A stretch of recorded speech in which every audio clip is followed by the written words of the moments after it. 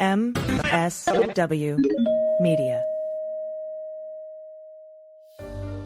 I signed an order appointing Jack Smith. And nobody knows you. And those who say Jack is a fanatic. Mr. Smith is a veteran career prosecutor. Wait, what law have I broken? The events leading up to and on January 6th, classified documents and other presidential records. You understand what prison is? Send me to jail.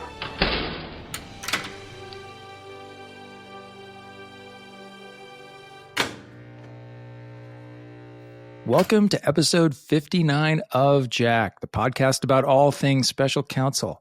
It is Sunday, January 14th, 2024, and I'm Andy McCabe. And I'm Allison Gill.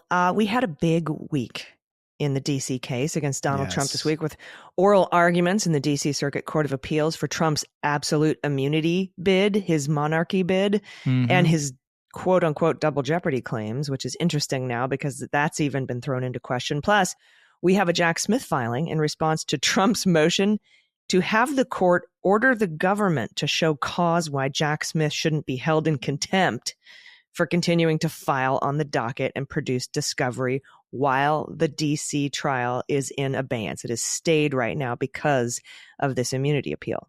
That's right. And okay, Allison, I'm gonna take a side turn here, and I want to point to something that a request we got from Tony from Albuquerque, who asked us. He's a big fan of the show, but he's not a lawyer, and so sometimes he gets a little lost in the legalese. And he said sometimes he has a hard time explaining to his friends what he learned on the show each week. So he asked us to give him basically a top line kind of summary. And how I'm thinking about it is like good week, bad week designation for Trump, just to keep it simple. Love it. Yeah. So my spin on this week is bad week in D.C. based on the circuit court arguments, and yet another predictable good week in Florida based on how little was accomplished down there this week. Yeah, I love this. I love this. Bad week, good week. It's like in or out, right? The whole thing that we saw at the end of 2023. In the government, out Donald Trump. I think I'm going to go with it was a straight up bad week for Donald Trump. And by the way, these weeks aren't going to get any better for him for into modernity. First of all, the D.C. Circuit Court hearing, devastating to his case. He was ordered to pay just $360,000 to the New York Times in legal fees for a frivolous lawsuit. Ouch. His motion to strike the expert that helped Ruby Freeman and Shay Moss get $150 million out of Rudy Giuliani. His motion in the E. Jean Carroll case to remove that same witness, denied. And the judge in that case granted all of E. Jean's motion in limine, all of it. Like he can't argue anything, basically. You just sit there and we'll tell you what you owe. Admitting that he screwed up the square footage of his triplex apartment in an unhinged court rant in the New York Attorney General, in the New York Attorney General's civil fraud trial. It was just a bad week all around for Donald Trump. As far as campaigning goes, I don't know. But legally, I got to say, bad week. You know, as usual, your analysis is way more factually deep than mine. So I can't argue with you on any of those. Plus, he has to walk around being Donald Trump. Yeah, that's not it's not ideal these days when basically getting out from under 4 criminal cases depends on winning the presidency. It's really it's a long shot strategy for anyone. But hey, he's managed to pull it together so far. Okay, so we also have some new filings in the Florida documents case. And we've got new reporting from ABC on what a witness may have told the government in the D.C. case, along with some swatting attempts on Judge Chutkan and Jack Smith. So, okay, let's start with the immunity and double jeopardy hearing in the D.C. Circuit Court of Appeals this past Tuesday. It was the Thrilla in Manila version D.C. style. People were really ramped up for this. I need a picture of Judge Childs standing over him in a boxing ring with him. Yeah. There's the people were outside like in the middle of the night waiting online to get in and hear the arguments and things.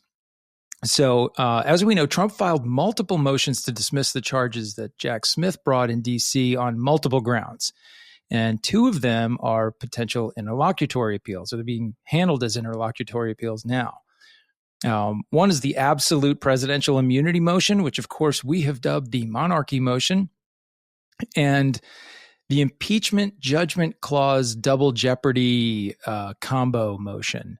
Now, it's important to note that this reference to double jeopardy is a slightly different spin on the Fifth Amendment double jeopardy protection that you typically think about for criminal defendants. Here, Trump is arguing that he can't be criminally indicted unless he's been impeached and convicted by the Senate first. So he goes on to argue that putting him on trial after he was impeached by the House and acquitted by the Senate, which is what happened to him twice, is a sort of double jeopardy. And that argument was basically his undoing in the D.C. Circuit Court this week. And of course, we'll get to that in a minute. But first, let's talk about the series of questions the judges asked both parties during the hearing, which lasted 75 minutes. And we'll go over them in the order that they happened during the oral arguments before the three-judge panel. And of course, that panel was Judge Childs and Judge Pan, both of whom are Biden appointees, and Judge Henderson, who is a G.W. Bush appointee. Okay, so Allison, the first one, and this was a little bit of a surprise to many people, including me, and it was, I think, based mostly on this amicus petition, but it was about jurisdiction. The judges asked questions, again, based on the American Oversight amicus brief, which argued that neither of the claims in Trump's motions qualify as interlocutory. So meaning neither has to be decided before the trial begins. And if that's the decision, then the court doesn't even have jurisdiction to weigh in on the substance of the motion, and the whole thing would go back to the trial court. So as a means of background, interlocutory appeals are strongly disfavored by the Supreme Court. Their preference is that a criminal defendant should make their motions, go to trial, be either convicted or acquitted, and then raise all issues that they have on appeal after the trial. Now, the American Oversight argued that the immunity claim, is precluded from interlocutory appeal based on a Supreme Court precedent in a case called Midland Asphalt versus U.S., which was a unanimous opinion in 1989 written by Antonin Scalia. Since the Midland Asphalt opinion, the court has identified only 3 categories of motions that may be considered before trial in a criminal case. So those would be interlocutory motions. And these are motions to reduce bail, motions concerning the double jeopardy clause in the Constitution's Fifth Amendment, and motions concerning the speech or debate clause. The judges were concerned that this double jeopardy claim in Trump's motion isn't the Fifth Amendment claim, but it's really actually an impeachment judgment clause claim. So what he's claiming is not just a straight up, hey, I've been subjected to double jeopardy here. He's really saying the impeachment judgment clause precludes me from being indicted here. And he's winding in this convoluted double jeopardy argument to try to support that. He's inventing a new double jeopardy for presidents. Yeah, exactly. And I mean, his lawyers argue that this is a novel or new issue, and it should be basically a new fourth type of appeal that has to be decided before trial. I mean, honestly, I think his double jeopardy angle to this, again, he's saying because he was impeached and then acquitted, if you try him for the same conduct, you're essentially trying him a second time for the same thing, and that qualifies as double jeopardy. Now, all of you keeping score at home and, reaching for your Black's Law Dictionary or whatever other piece of legal authority you're referring to, I think, now, wait a second. I thought we heard 1,000 times during each of these impeachment trials that impeachment is a political process. And you are correct. It is a political process. It's not a criminal process. And if you look at the other side of this, jeopardy, there's a question in most cases that involve double jeopardy. And the question becomes when and if jeopardy attaches to your criminal process. And the prevailing opinion is that you are not actually in jeopardy, i.e., that's the point at which jeopardy attaches to you, until the jury is impaneled in your criminal trial. That's the point. So if you're investigated and indicted, and the night before trial, the government dismisses the charges against you, no jeopardy, meaning you could be indicted and tried for that same conduct later. So when you look at that analysis, I agree with you. Yes, here claiming a presidential impeachment and some sort of, conviction or acquittal by the Senate is attaches jeopardy, I think is an absurd argument. But that's essentially the one that he's making there. Right. So the judges asked DOJ the same question about whether they even have jurisdiction to hear the motions before trial. But DOJ was not in agreement with American oversight. DOJ basically said they want a ruling on the merits of this motion now. And the judges, of course, are saying, but if you win on the jurisdiction issue, we dismiss, and this goes back to trial. But Pierce, who was arguing for DOJ, replied, "We are here to do justice, and that means getting the law right." So I think DOJ's concern is that if the motion's thrown out on jurisdiction now, it'll send the case back to Chutkan, but could actually cause more delays because it could give rise to other motions, and we get locked in this cycle of kind of motion after motion rather than just, they feel very confident that this motion is going to fail. They want to get that answer now, and they want to get back to the trial. Yeah, and then it can't come up again later if they give that answer now, which is why the DOJ was also kind of not really keen on the idea of a hypothetical merits ruling, which can happen when when you have these kinds of situations, right? They'll be like, all right, we don't have jurisdiction, but if we did, here's how we would rule. I think that still leaves the door open for him to come back later and make another immunity appeal post-conviction. And DOJ is like, let's just put it to bed now. We're here.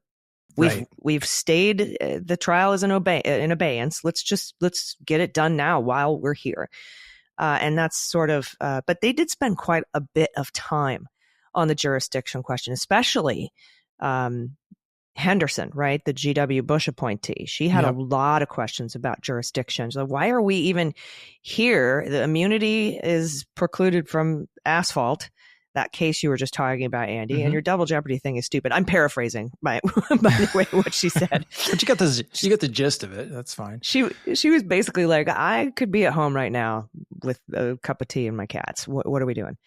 Now, this is cool, Andy. We had Judge Ludig on to talk about his amicus brief, and that was brought up in these arguments, and rightfully so. In fact, the panel, the D.C. Circuit Court, told the parties, be prepared to answer questions about these amicus briefs. So they launched right in with jurisdiction. And that's usually the order of operations, right? Like, let's figure out if we even need to be here first, and then we'll have arguments on the merits. So they moved on to the merits, and they brought up the executive vesting clause as argued by Judge Ludig and et al. In their amicus brief, the one that was filed with 23 other Republican officials over 5 Republican administrations. And so they did bring that up. They're like, you're going right at the heart of Article 2. And of course, if you listened to these proceedings, and I don't know if you heard them, Andrew, but if you had been, I knew you were pulling the rest of your hair out, because you were like, look, he just kept quoting Marbury v. Madison. One particular cherry-picked line in Marbury v. Madison, which is, presidents shall never be questioned by the courts or whatever. But he fails to finish that statement, of course. Which is, but they can be criminal, like it's an absolute misrepresentation of Marbury. And I know that you had brought up your frustration with that in the previous show. And then after they had their Article 2 discussion, which didn't go well for Trump, the judges asked Sauer, who was the lawyer arguing for Trump, a series of hypotheticals. Just like the hypotheticals Jack Smith raised in both of his briefings, the one to Judge Chutkan back in October and the one on December 30th to this panel of judges. And that's when Judge Pan kind of painted Trump's lawyer into a corner by asking whether a president could order SEAL Team 6 to assassinate a political rival and not be held criminally liable. And after back and forth, well, yes, condition. My answer is a conditioned yes, or yeah. And he was just kind of, putting out this sort of word salad because he really didn't want to say no because he realizes how ridiculous that sounds. Right. But it went back. Finally, Sauer said, only if he is impeached and convicted by the Senate for the same behavior, right? The same crime. Right. And that led Judge Pan to say, so if a president can be criminally liable if he's impeached and convicted, then he doesn't have absolute immunity. Correct? That's right. And that was the whole ball game right there, Andy. That was the pivotal moment because she pointed out that if the president does not have absolute immunity, as he misquotes Marbury to assert, then all of his other arguments, including separation of powers, it all falls away. And all that's left is whether a president must be impeached and convicted to be held criminally liable. And that had to be conceded by Trump's lawyers. Yeah. Unbelievably effective line of questioning. And it was, she really showed her former prosecutor chops. It felt much more like a cross-examination than an appellate argument. But, she didn't, and I'm sure everybody's heard the tape of this by now because the news is playing it constantly. But she would not let him off the hook. No. She pushed him and pushed him. And this theory of argument is something that prosecutors refer to or lawyers refer to as the parade of horribles, right? You come up with hypotheticals that take the basic principle that somebody is arguing for, and you put them into a set of circumstances that shows that it could lead to terrible things, right? And that's really where she was going. A president with absolute immunity, could they then use the instruments of power, the U.S. military, to assassinate a political rival? Like, the idea of that is just so antithetical to who we are as a nation. But if the court accepts Trump's arguments, then the answer is yes, they can, and they're not subjected to any sort of liability for it. So, in the first instance, she's using that kind of parade of horribles approach to show in extremis how ridiculous this principle is that they're arguing for. And then she hooked that curve right around him when he finally agreed, well, yes, but only he would be criminally liable, but only after having been impeached and convicted by the Senate. Well, if you've admitted to some form of criminal liability after some torturous process, then the idea of immunity is gone. He's not. Even you are now admitting that there is a circumstances under which the president is not immune from criminal liability. So all those other things that you cited earlier are just gone, insignificant. Yeah. And then if we look at all that's remaining, which is your opinion that the impeachment judgment clause precludes somebody from being criminally indicted or prosecuted if they aren't first impeached and convicted in the Senate, and we need to call that a new fourth interlocutory appeal or type of appeal that can be considered interlocutory, and create this new rule and basically redefine what double jeopardy means. It's obnoxious and silly. And also, we have in Asphalt that SCOTUS has said, look, it's specifically double jeopardy attached to the Fifth Amendment of the Constitution. So this, to me, and I talked to a couple of experts about this, actually lowers the chance, I think, of the Supreme Court granting cert in this case. After, of course, he tries to go en banc for a rehearing or whatever. But ultimately, if there's no longer a question of immunity, because now Trump's side has admitted that there is no absolute immunity, and we're talking about a double jeopardy and creating a new, SCOTUS is loath to create a new standard. Totally. Right? Yeah. Yeah. It reduces the odds that they'll see a legitimate issue left on the table that they need to resolve. Right. That it raises the specter that the circuit court is going to hit this thing definitively based on solid grounds And that's what they're looking for. They don't want to do this. They don't want to weigh in again on this whole Trump running for president thing. They've got that on their hands with the 14th Amendment problem. And before we move on from this, the other thing that drives me crazy about this stupid double jeopardy argument, which, as you've pointed out, it's not really a traditional double jeopardy argument. But what he's saying is, like, if I were impeached and convicted, then you could put me on trial. Well, that would be double jeopardy too.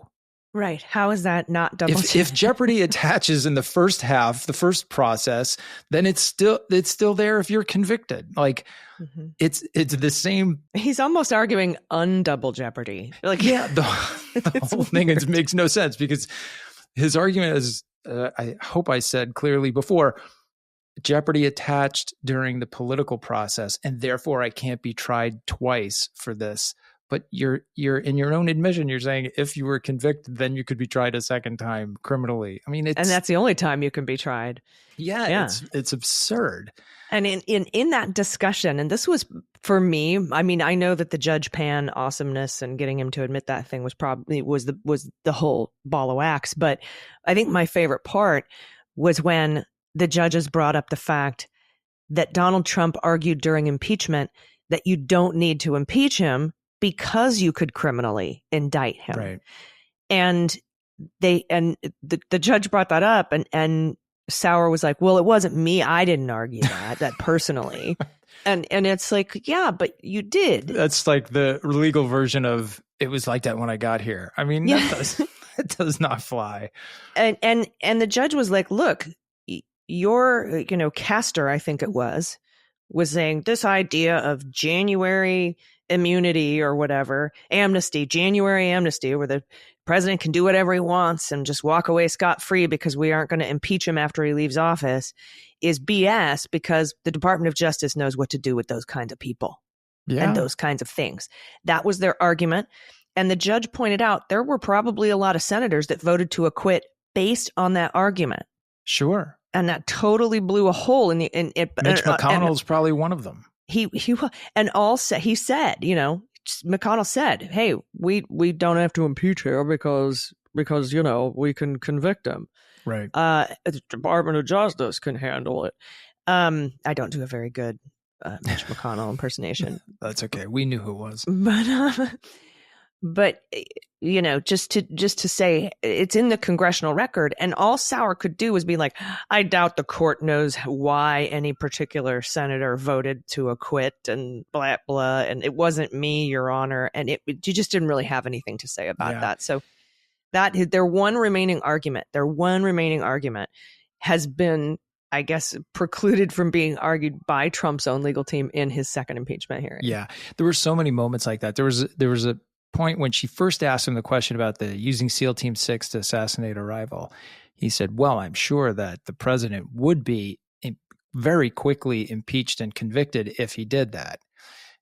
And she was like, wait a minute. First of all, how many impeachments have we had as a nation? 4, right? How many convictions?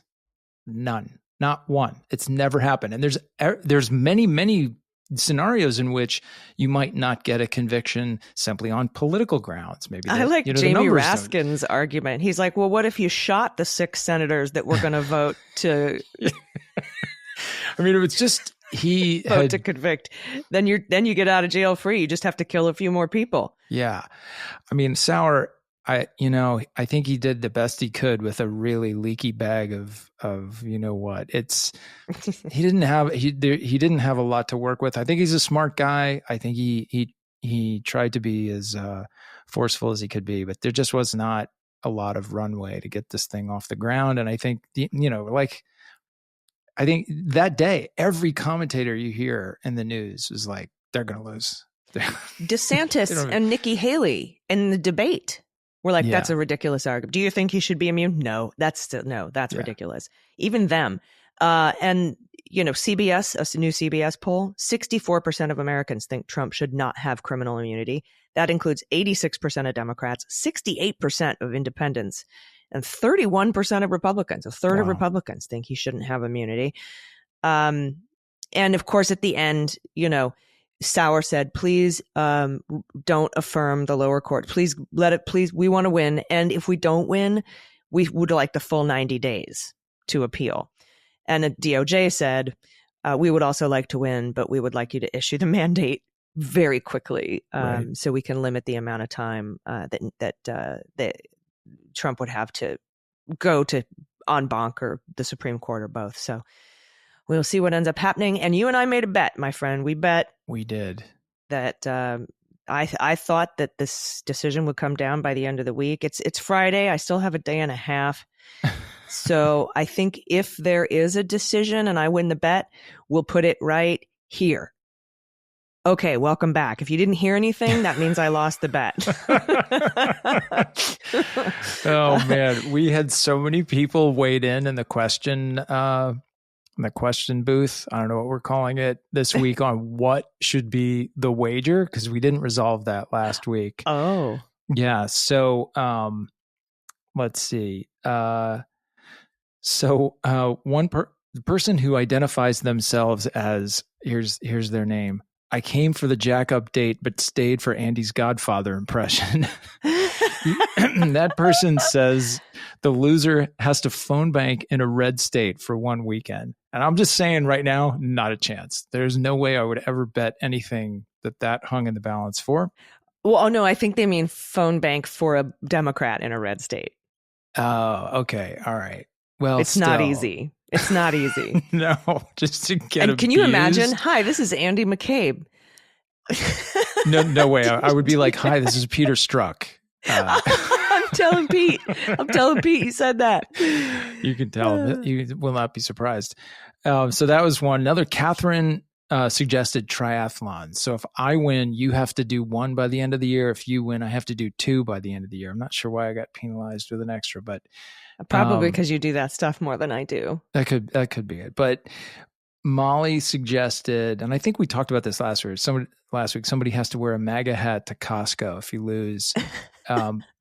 Although I have to point out, another person pointed out that MAGA is actually our initials backwards. Allison Gill, Andrew McCabe. Oh, well, that makes sense because we are the opposite of MAGA. There you go. So maybe an Agam hat at Costco, which no one would know what it means. That might work too. Allison Gill, Andy McCabe, the opposite of MAGA. There you go. I love it. All right, everybody, we have a lot more to get to. Holy cow, the A block was almost a half an hour. This is going to be one of those shows. We have to take a quick break, everybody. Stick around. We'll be right back.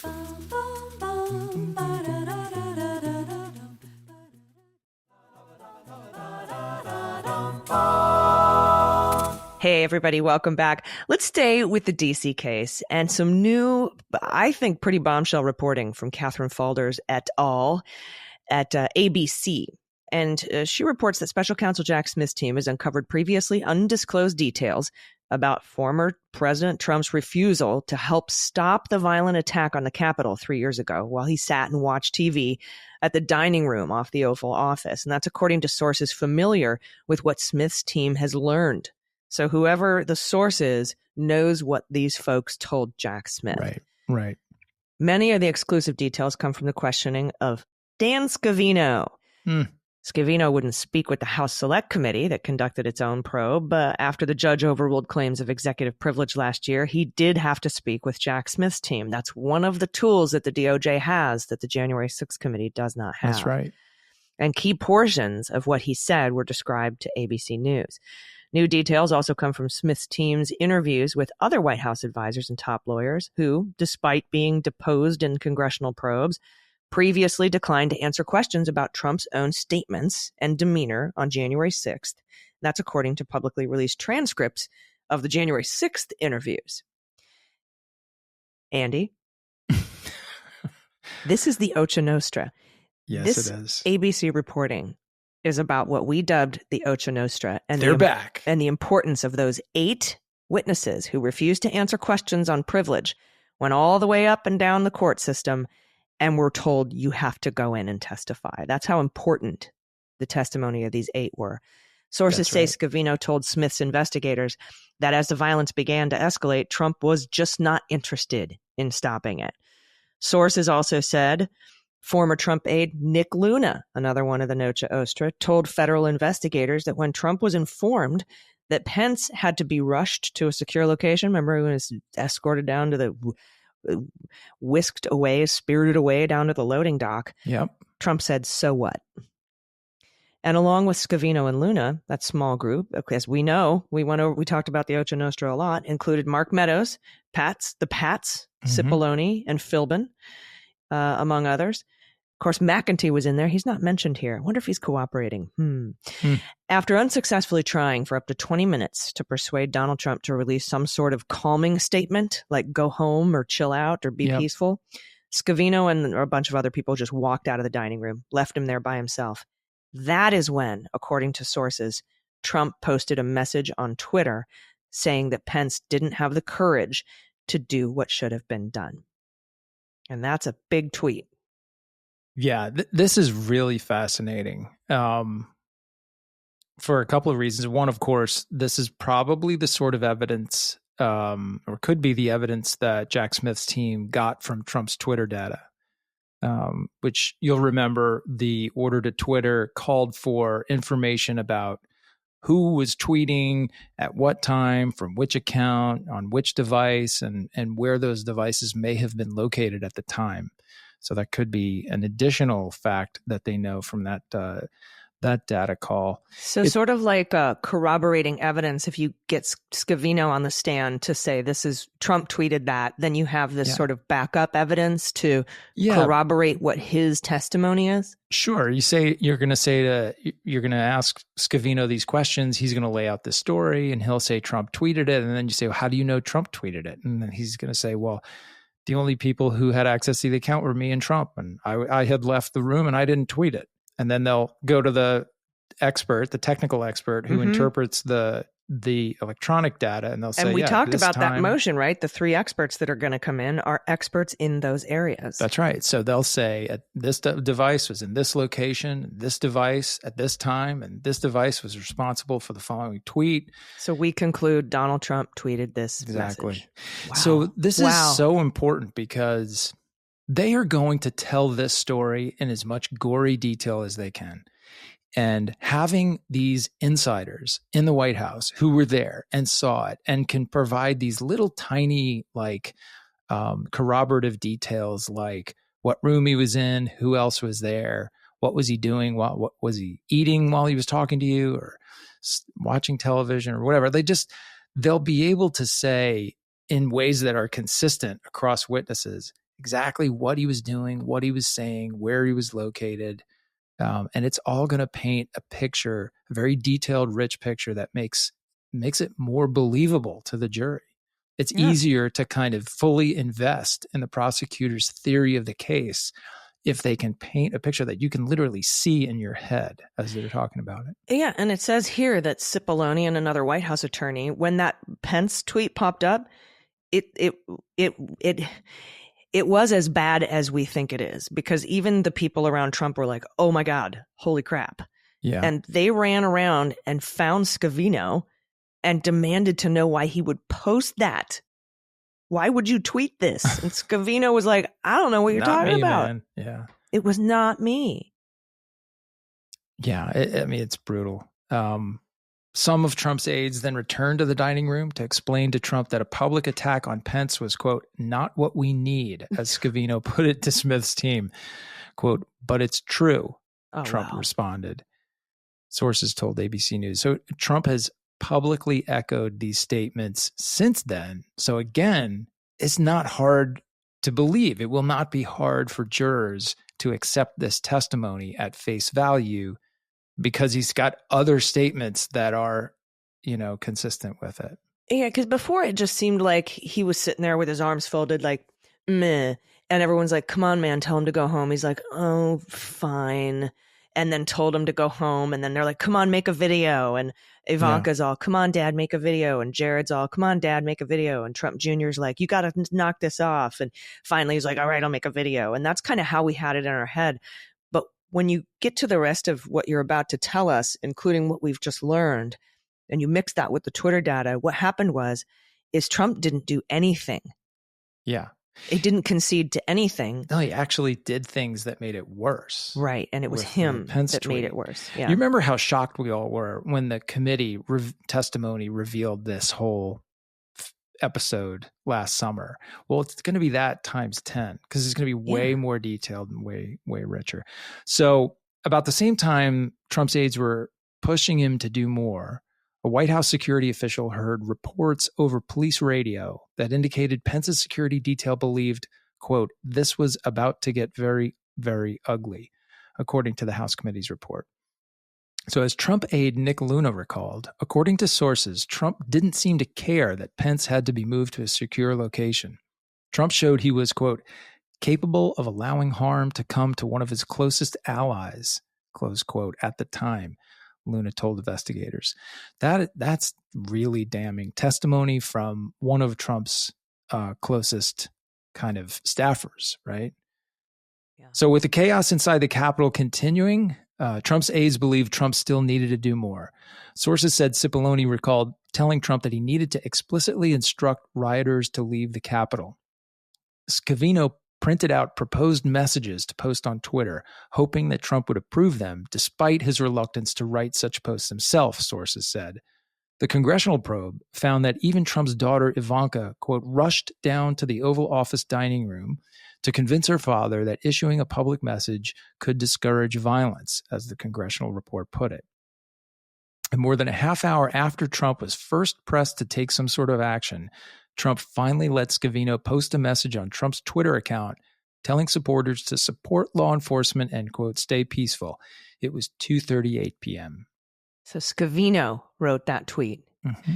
Trump did the Pence tweet. Scavino did the stay peaceful tweet. And and Jack Smith will be able to prove all that, not just with this testimony from the Ocha Nostra, but from data and experts from the Twitter search warrant. Right. So he goes along for it a little while, but he swings it back in the other direction later, right? Because, as for Trump, after the video telling the mob to go home was released, he returned to watching TV coverage of the day with Philbin and others, according to sources. And when clips of the riot were splashed across the screen, Trump declared something to the effect of, quote, this is what happens when they try to steal an election, Philbin recalled to investigators. That's intent. That's so much intent and motive. Yeah, and it's very consistent to what happens next, right? So according to the sources, Philbin said he responded, Mr. President, it doesn't justify this. So again, here's the aide pushing back, right? Pushing back. According to sources, shortly before 6 p.m. on January 6th, Trump showed Luna a draft of a Twitter message he was thinking about posting. Quote, these are the things and events that happen when a sacred landslide election victory is so unceremoniously and viciously stripped away from great patriots. Remember this day forever, it read. The message echoed what Trump had allegedly been saying privately all day.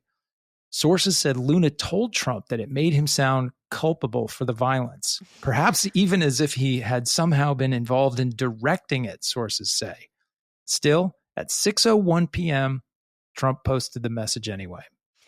Does being told that it makes you sound culpable and like you directed it and then posting it anyway help kind of go towards showing the jury that that's what he wanted?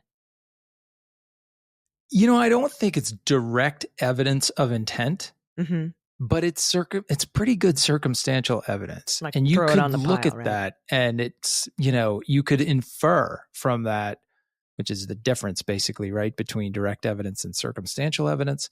You could certainly infer, well, that's what he must have been doing. Since you said, I'm going to do this. And someone said, if you do that, it'll look like X. And then you go do it. You could infer that that person wanted to look like X, right? Right. Or at least wasn't trying to not look like X. Yeah. Rule of thumb, never look like X. Just don't. Go the other way. Okay, so after that, but before Congress reconvened to finish its vote certifying the 2020 election, Cipollone called Trump, relaying what a horrible day it had been and urging Trump to tell Republican allies in Congress that they should withdraw any objections to the certification so the country could move on, sources said. Instead, Trump again declined to act, telling Cipollone, I don't want to do that. Cipollone recalled to investigators, according to sources. really a series of very damaging statements from very credible people, all of whom are Republican, all of whom are on Trump's staff, right? Around him, supporters, political people, lawyers, what have you. They've testified under oath to the prosecutors already. And so you can only imagine that they have their pick. They can use any or all of these people at trial.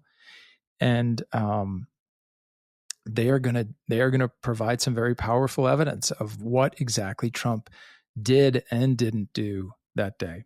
Yeah, that's the Ocha Nostra for you. And how important was that privilege battle to get these 8 folks? And again, there's a couple names that aren't on here that I'm very curious about. And I'm always like, I'm on Johnny McEntee, like white on right. I'm like, what's he doing?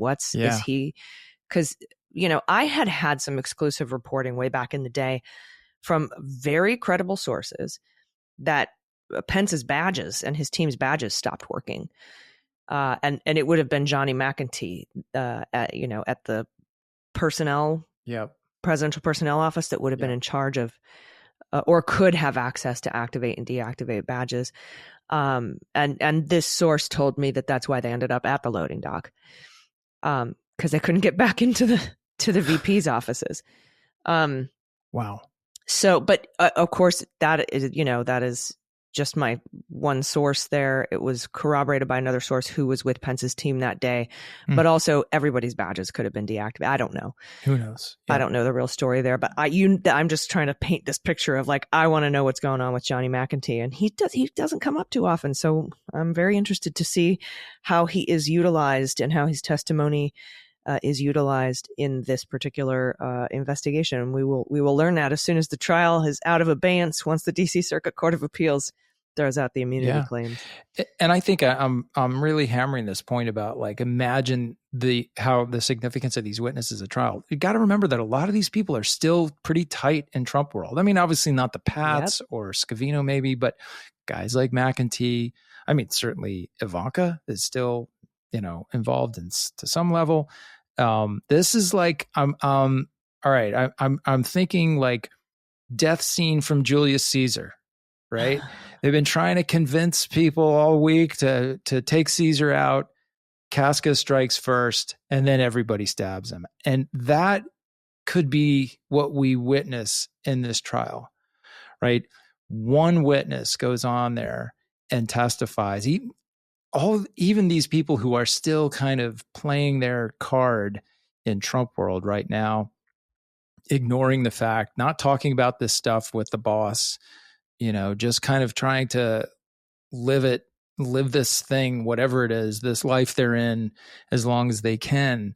But they're not going to be able to kind of get out of telling the truth about what they know about him in a very damaging way. And when one of them does it, that's going to give permission to all the rest of them to get up and go into the gory detail. They have to do it anyway. They got to tell the truth under oath. And I think it's going to be a really incredible thing to witness. Yeah, it will be. And that's why I'm actually refreshing Pacer right now to see see if we're getting breaking news. Right, because don't forget. Oh, wait, here's a U.S. Oh, that's a Mar-a-Lago documents case. Mar-a-Lago documents. Bummer. Okay. You're just trying to win. I get it. I am. I'm just trying to win. I respect it. Thank you. But yeah, we can't really do anything in this with moving this trial forward until that immunity hearing decision comes in, and we exhaust it through en banc and SCOTUS.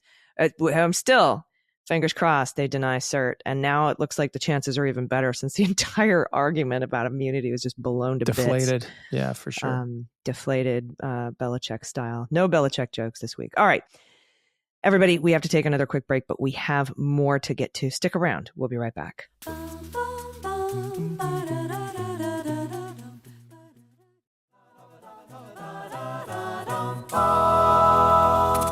Welcome back. Okay, we're staying in D.C. because you'll remember that Jack Smith had produced some discovery and a purported exhibit list. I'm not sure why it's a purported list. It seems like it's just a list, but whatever. and filed a motion in limine, even though the proceedings are stayed. And after DOJ produced discovery, Trump's lawyers wrote a letter telling DOJ that they would ignore the production. They were going to leave it out on the stoop in the rain. But as of last week's episode, after DOJ filed a motion in limine on the docket, we hadn't gotten another letter. We were wondering what was happening. So instead of writing him another letter, we got a motion from Trump to compel the court to order Jack Smith to show cause why he shouldn't be held in contempt for, quote, violating the stay order. Well, this week we got a response from the DOJ. That's lovely. Yes. And as you might imagine, they do not agree with the Trump team's position. This is not a consent agreement or a voluntary submission to sanctions. Instead, Jack Smith's team says the defendant claims that the government intentionally violated the court's stay order and promoted a political agenda by fulfilling its continuing discovery obligations and voluntarily complying with otherwise suspended deadlines. That is false. The government has not violated and never intentionally would violate an order of the court. And the defendant's recycled allegations of partisanship and prosecutorial misconduct remain baseless. The defendant's motion for an order to show cause should be denied. I love that. That's a great. First of all, I love how every single one of Jack Smith's filings is like, the defendant says this and this and this and this. That is wrong, or that is false, or he is wrong, or that's not. Like, that's right. It's just a very simple statement. Like one line, very tight line of here's why, and then deny the motion. And you could basically just do it on that. You don't even have to read the rest of the filing. I also love the word economy. Instead of saying, here's where he made a previous baseless allegations of partisanship. Here's where he made prosecutorial misconduct, baseless prosecutorial misconduct claims. Here is where he just says, an order of the court and the defendant's recycled allegations of partisanship and prosecutorial misconduct remain baseless. Like the same old tired arguments. Right. It's a very beautifully crafted sentence. Anyway, go forward. It is. All right. So they go on to say, on December 13th, 2023, the court issued an order explaining that the defendant's pending interlocutory appeal, quote, automatically stays any further proceedings that would move this case towards trial or impose additional burdens of litigation on defendant. And for clarity, stayed the deadlines and proceedings scheduled by its pretrial order as amended. The government does not understand that order to prohibit either party from voluntarily complying with the pretrial order or to countermand the government's, quote, continuing duty to disclose discovery under Federal Rule of Criminal Procedure 16C.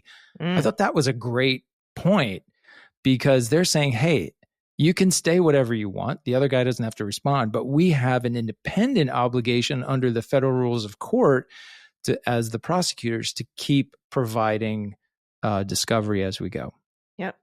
Yep. Great. And again, so succinct. And here's the key part of this filing, right? He goes on to say, before the stay was issued, before Judge Chutkan put the stay in place, we, in a pleading, acknowledging that the defendant's interlocutory appeal automatically stayed aspects of the case, we conceded that, and we put it in a briefing. We, in that briefing, informed the court and the defendant that during the appeal's pendency, while the thing was stayed, we would voluntarily comply with the adjourned deadlines to help ensure trial proceeds promptly if the court's order is affirmed. We said before the stay came out, we were going to keep filing stuff. Right. And because the court's subsequent stay order did not forbid this, the government did what it said it would do. That's brilliant. And that's why it was put in there. We're going to keep filing stuff. Now, had in the stay order, if Judge Chutkan came back and said, I'm staying this, and by the way, government, you said you would keep filing stuff, don't. Then it's a different story. She didn't put that in there. Nope. So the government did what it said it would do. Nothing here. What reasonable person would have put that in there? Right. The government is simply saying, we're going to give you what you're entitled to now. You don't have to look at it. You're not under any obligation. Why not? Yeah. And they said, we're going to do that before she issued the stay.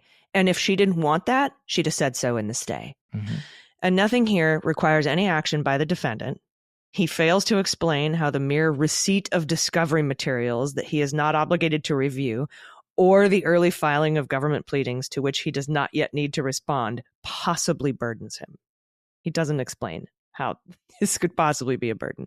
The defendant falsely paints the government's voluntary compliance with the motion in limine deadline as an effort to, quote, spread political talking points. Not so. The defendant's misconduct allegation, to which the government has responded in its opposition to the defendant's selective and vindictive prosecution motion, that thing, is baseless and merits no further response. We don't have to talk about this anymore. And the motion in limine itself addresses topics that the defendant has explicitly and implicitly indicated through public statements and filings he is likely to raise at trial. So it's no secret. So your argument that we're trying to, Trump's argument that we're somehow trying to try him in absentia through our filings that he's not allowed to respond to is BS. Right. It's BS. Yeah. So, yeah, he objects to receiving things he doesn't have to respond to, but then responds by filing a motion on the docket, which then has to be briefed. Okay. Anyway, this week we also learned that both Judge Chutkan and Jack Smith were victims of swatting very recently. Jack Smith was swatted on Christmas Day, and Judge Chutkan was swatted this past week. And I think also I heard Judge Engeron in New York was swatted on Thursday. So definitely the swatting is back with a vengeance. And I think a lot of people have heard of swatting before. Maybe some don't understand exactly what it involves.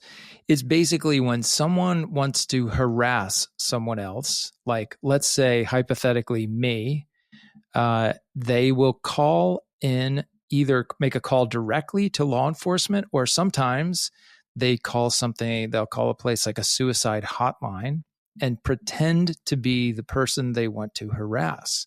And they'll say, as happened to me a couple months ago, that I've killed my wife and children, and I'm going to go shoot up a school next. And then, of course, the suicide hotline has to immediately make the appropriate law enforcement notification, and law enforcement responds sometimes with a SWAT team emergently, thinking something's going on at the house. If they respond like really quickly with a tactical team, it can be a very dangerous incident for the people who are the targets of this sort of harassment.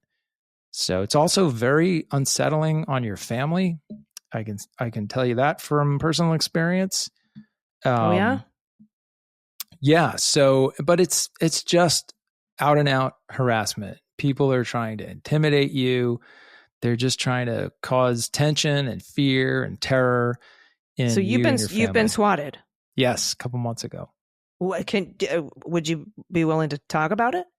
Yeah, sure. I'm probably being a little too cagey with my example, but that's exactly what happened to me. It was a Sunday, and I was actually not at home. My wife was home, and a couple of law enforcement officers where I live called the house. My wife answered the phone, and they asked her a bunch of very kind of pointed questions. And, she had no idea what was going on. It said she was fine. Everything was okay. And then they asked her to come outside and meet her on the front porch if everything was actually okay.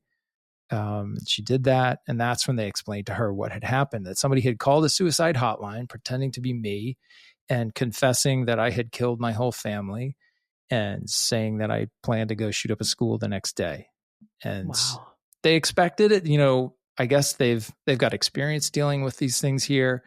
So they responded, I thought, very incredibly professionally. They came out first before they made any contact. They didn't come thundering onto the street with, 10 SWAT trucks and everything else. They sent 2 officers out. They took a good look at the house to see if they could tell if there was anything that seemed, out of the ordinary or anything that might be going on. And then once they felt like that they didn't see any kind of signs of anything, rather than calling out the troops, they made the phone call into the house and then eventually approached. So they resolved it, without creating more danger, which was great. Totally appreciate that. I would give them a shout out, but I don't really want to encourage this. So they know who they are if they're listening. What, I don't see swatting attempts on like Judge Cannon or Rick Grinnell, or I mean, it seems to be everybody that has been painted as a quote deep state operative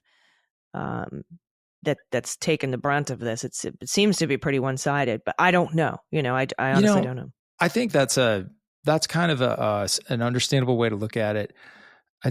There's definitely a connection between the high-profile people we're seeing recently, Jack Smith, Judge Chutkan, no question. Like that, there seems to be kind of a likely similar motivations there. But Marjorie Taylor Greene got swatted on Christmas as well. Well, she says a bunch of Georgia state legislators Republicans have been swatted. I saw them on TV talking about it last night. So I do think that it's become a garden variety tactic that people use. It happens very often to people in the Jewish community, to Jewish community centers, synagogues. We had the bomb threat SWAT against Judge Engoron. Yep. This week, which was considered a swatting incident. Man, there was a guy in Kansas a while, maybe it was a couple of years ago now, who got killed by the SWAT team that responded to his house. So it's dangerous. You also, if your local law enforcement responds truly believing that there's something going on, I mean, they go, lights and sirens to your house. Just the process of doing that is dangerous to them, right? You're taking on all kinds of risk by responding quickly. So it's super irresponsible and damaging, and just also really, really annoying. But there's not a whole lot you can do. And then the IRS deep audit, the firing an hour before you were set to retire, which was actually you were already retired, but whatever. Wow. Man, it's quite a road, but that's all right. We're good. We're marching on. I got a great podcast now. I get to go on CNN. I mean, I only lost my VA career, and so that's like not really that big of a deal in comparison. Well, no. I had a little bit of a hit piece out of me this summer, but whatever. You know what? We all, as Norman Mailer said, everybody gets their own bloody noses. So that's true. That's very true. We all have things to deal with, and you just got to kind of keep looking forward and moving on. So you only take fire when you're over the target. There you go. All right. On that note, we've got some Florida stuff we need to discuss. So always looking forward to going down to Mar-a-Lago, Palm Beach, West Palm Beach County. Florida. Shake it. Okay. We have to take a quick break, everybody. Stick around. We'll be right back.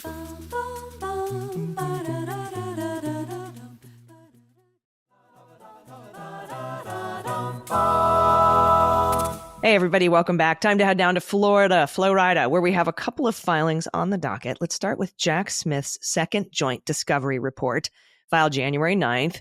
And, as you go through these trial proceedings, you do these things called joint discovery reports, where you let the court know what the discovery sitch is, how much has been handed over, what's left to go, any issues, does the other party agree with what you're handing over? And so they wrote, in accordance with the court's order, the United States of America files this discovery report. That order contemplates a joint discovery report being filed, but as the defendants have yet to produce any discovery, the government has prepared our report. So Trump hasn't handed over a piece of discovery in Mar-a-Lago. Nothing. Counsel for the defendants have reviewed this report and agree it's consistent with representations. So Trump agrees he hasn't handed over any discovery. The government has made three... We counted up everything we turned over. It was a very quick count. The number is 0. It was an unbelievable count. It had tears in its eyes. The government has made 3 productions of unclassified discovery since the last joint discovery report. We have production 6, which is about 1,900 pages of documents, which was provided to all defendants on October 6th. The production included memorialization of recent witness statements, and materials the government had recently obtained from the National Archives. Recently? Okay. Production 7 consisted of about 138 pages of documents. That's too many. I can't possibly read them all in time. 138 pages, which was provided to all defendants October 16th. The documents were produced in response to an October 9th discovery letter from defendant Trump. notwithstanding the government's belief that the production exceeded its current discovery obligations. But So we gave it to him anyway. Trump asked for a bunch of BS, remember? They gave him about 138 pages of the BS. That's how we ride. We're givers, okay? Yeah. We give and we give and we give. Yeah, so they're overproducing. Mm-hmm. Production 8, about 2,000 pages, which was provided to all defendants December 6th. This production included material previously produced in classified discovery that is now unclassified, or for which the relevant equity holders have determined the documents no longer need to be protected through classification and have declassified them. So the relevant agencies, the owners of these classified documents, about 2,000 pages worth, have said these aren't classified anymore. You can go ahead and hand them over to everybody, including Walt and Carlos. Go ahead. And that's not odd. You know, you have to review this stuff. The prosecutors are obligated to go to the originators of the information, whoever owns the stuff, and say, is this still whatever, secret, top secret? And if it's old, if it's kind of outdated, if it doesn't reveal anything, they may come back and say, you can have it. You don't need, it's no longer, we'll declassify it and roll on. Interesting to me is the fact that that means that they've determined the rest of it is still classified. Mm-hmm. So Trump didn't declassify everything with his mind. Okay. No. De Oliveira's counsel has raised periodically with the government certain questions relating to technical issues with viewing the video footage. Remember the cover-up of the cover-up of the cover-up? Mm-hmm. The government has promptly assisted with these problems, including by providing a laptop for viewing the footage. On January 5th, just a week or so ago, Mr. De Oliveira's counsel raised with the government additional issues with which the government will endeavor to assist. So he's having issues viewing these videos of him obstructing justice. He wanted it on VHS, and the government was like, just here, take a laptop. Okay, it's on. We only have, I need it on Laserdisc. I only use Laserdisc. Beta. Do you have beta? Beta Can we hear it? Max? Can we listen to it on 8-track? Okay. Then on January 11th, the DOJ filed a supplemental response to the standing discovery order. And this is interesting. It says the government has provided 8 prior productions of unclassified discovery to Trump, Walt, and Carlos.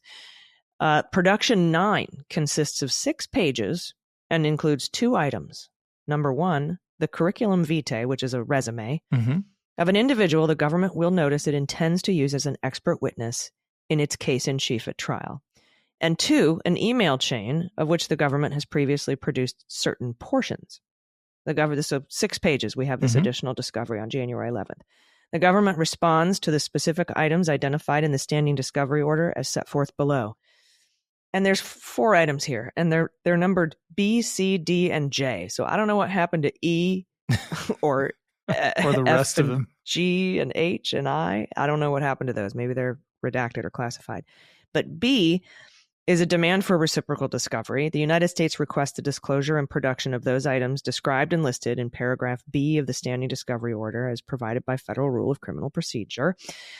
C, the government is providing information or material known to the United States under Brady. D, same thing, we're doing it under Giglio.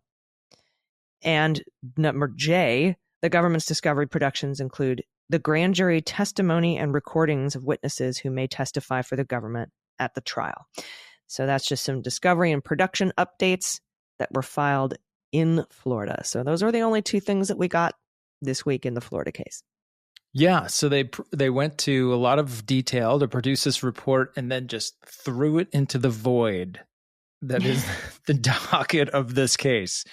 It takes me back to my reason for it's a good week for Trump and Mar-a-Lago, because it just feels like this thing is going nowhere. Slogging. It's slogging along. Did we get any decisions on anything out of the court this week? No, we did not. And I just feel like this is like the part-time job she took in the summer and then ignored. This is like the unpaid internship that somebody told her was good for a resume and that she just never showed up. It boggles my mind how little gets accomplished there. It's one of those Joel Greenberg no-show jobs. Yeah. And it's, again, is it because of bias? Is it because of incompetence? Who knows? Nobody's in the judge's head here, but the end result is continuously frustrating, I think. But hey, maybe I don't have perfect vision over it, and she's doing all kinds of things, but it's not apparent from what we're seeing in public. Yeah, and I do want to say, looking up on the docket, it seems that there are a couple of notices filed on the Mar-a-Lago docket. Notice, but I am unable. Pacer is down. I'm unable to see them, but we'll go over whatever they are next week. Roger that. All right. What do we have for listener questions this week? So listener questions, there were tons of them this week. It was awesome reading them. Of course, we can only do one or two. I'll give you one here. This one comes to us from Gates, who says, "Hello, splendidly marvelous hosts whose dulcet tones grace our ears and compatriots in the critical fight to save democracy. I listen to the pod every Sunday morning when I go for a walk, and I've finally worked up the courage to ask a question, which I hope will be answered by your mellifluous voices." Oh, really laying it on thick. I know. I like this. Okay. In discussions about the 14th Amendment, the argument has been made that the president is not an officer of the United States, but the president is the commander-in-chief. Does that contradict the argument that he's not an officer of the United States? Can the role of commander-in-chief be used or pointed to in any way in these 14th Amendment arguments? It's a great question, and we really didn't talk much about the 14th Amendment stuff this week. That's why I picked it. So I think that you are thinking in the right direction. There is no place in the Constitution where it says the president is an officer of the United States. However, it refers to the office of the presidency at least 25 times. And to be clear, it's not saying the office of the president, like the physical room he sits in, is referring to the office of the presidency. And so you certainly could draw the logical conclusion that makes him an officer. I think a lot of the duties that he has that are specifically given to the president in the Constitution add to that interpretation. Commander-in-chief role, certainly. But where it gets a little bit cranky, and this is why it's a legit Supreme Court constitutional text interpretation issue. Article 2, Section 2 says the president shall appoint all other officers of the United States. And so to me, from the plain text, that reads like all other officers. That would mean him and all the others. Right. Therefore, they're all officers. So I feel like the text supports this interpretation. And then, of course, there's the article of the kind of the absurdity, right? The 14th Amendment, as we know now, having talked about it a lot, prohibits any and every office, really any office holder in the federal or state government, from being filled by an insurrectionist. Any office cannot be filled by an insurrectionist, right? That's the qualitative result of the 14th Amendment, Section 3. So to think that the presidency was excluded from that, right. Like we can't have a insurrectionist serve as like Secretary of State of Montana, but it's okay to have one be the president of the United States. It's preposterous. It is. And I just want to say two things on this one. First of all, talking about his role as commander-in-chief, does that make him an officer, as in like an officer of the military?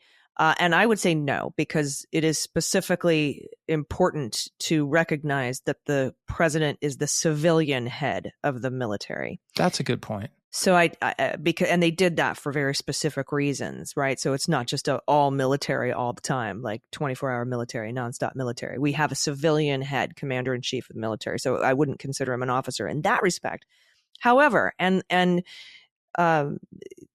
the lawyers for the plaintiffs in Colorado argued this as well.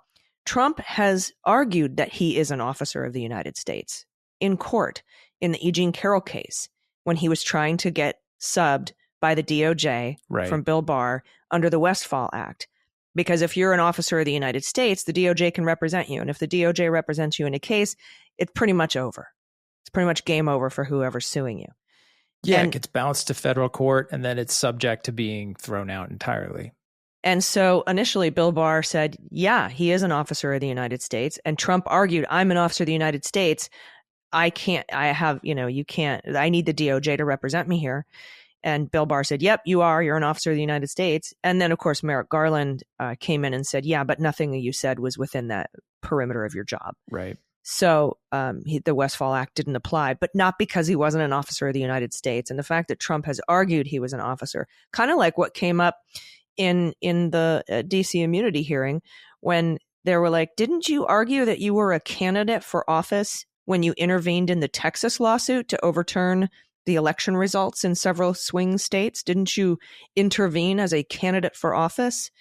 Because the argument is he's a candidate for office, not a sitting president. So it doesn't matter if a sitting president has immunity or not. He was a candidate. And that has to do with Judge Ludig's executive vesting clause, right? You're a candidate. The office doesn't care who occupies it. And so he continually argues different positions based on who he's talking to. And this was one of them. So he's argued he was an officer. It'll be interesting to see what the Supreme Court does with that. Yeah, I feel like the weight of the evidence is on the side of, yes, of course, he's an officer. I think you make a good point. He's definitely not a military officer. He's not an officer in the military, but there are many civilian military leaders who are clearly officers of the United States, like the Secretary of State, right? Or anybody who works in the Secretary's office. They're all appointed people. But I think I think they'll go that way, but honestly, this crew, you never know. Right. Yeah, very good point. All right. That is it. We have more questions that we're going to have to bump to next week because we're already a little bit over our hour here. Yep. But you have so many incredible questions. We'll keep them all in the hopper. Thank you for sending them in. If you have one, we put the link in the show notes there for the form that you can fill out to ask us a question. We really, really appreciate these. They really make us think. And I just have to say, of the listeners of this program, how absolutely brilliant you all are for having these incredibly well thought out questions. I mean, they're really good. They're great. They're great. Mm-hmm. And they make me think differently about the show. And it shows us a little bit about what people are really interested in. And this gives us some insight as to what folks are how they're thinking about these issues. And that helps us in deciding how we talk about them. So yeah, good on you and keep them coming. For real. All right. I'm going to check one more time to see if I won the bet. This is almost getting sad. I am very sad. I'm very competitive. I like to win. Hunter Biden. Nope. Hunter Biden. Don't care. Hunter Biden. No offense, Hunter, but it's not in our jurisdiction. Yeah. Nope. We don't have anything. I still have a day. And if we do get a decision before the end of the week, we'll pop it in this recording. But as of now, nothing. As of now, Andy is winning the bet. We will see you all next week. Do you have any last thoughts before we get out of here? No, just thinking about I'm trying to figure what's the over-under on how quickly I'll get texted by you if you win. I'm thinking it's like a second and a third, something like that. It's going to be very fast. I'll know immediately if the tide has changed on this bet. So I'm not worried. I'll be like, get your Pete Strzok voice ready because you're about to call in some red states. Oh boy. Oh boy. I'm totally telling you said that. All right, everybody. Thank you so much for listening. Thank you to our patrons. We are going to be having an amazing get together. We're going to treat you to dinner and cocktails and mocktails in DC on April 20th. And the RSVPs for that go out on my birthday, January 20th at noon Pacific, Nice. 3 Eastern, my 50th birthday. We're going to send you those RSVPs. It's first come, first serve because, obviously the fire marshal has a max cap on how many people we can have in the building. But we urge you to sign up to be a patron if you haven't already. You'll get that invite. Plus, you'll get to support independent journalism and you'll get these episodes early and ad-free. You just do all that over at patreon.com/MullerSheWrote. So thank you. We will see you next week. I've been Allison Gill. And I'm Andy McCabe. MSW Media.